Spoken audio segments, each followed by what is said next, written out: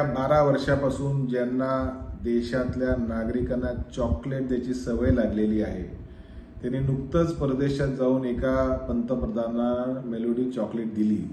आता चॉकलेट डिप्लोमसीनी भारतातल्या लोकांना लागणार आहेत का? भारताची महागाई कमी होणार आहे का? भारतावर वावरणारं जे इंधन संकट आहे ते दूर होणार आहे का? कृषी पंपाला ट्रॅक्टरला डिझेल मिळणार आहे का? गृहिणीच्या घरातला गॅस चालू होणार आहे का?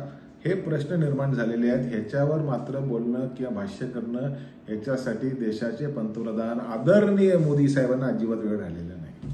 परंतु chocolate diplomacy, melody chocolate diplomacy करण्यासाठी त्यांना पूर्ण वेळ आहे. त्यांनी ते करावं.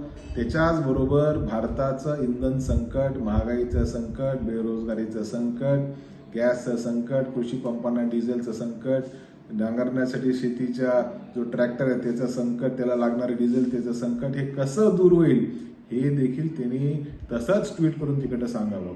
तुम्ही परदेशात गेला, किती तेल आणलं, किती गॅस आणला, ह्याच्याबद्दलची जरी माहिती दिली तर मला वाटतं भारताच्या जनतेला आनंद पण होईल.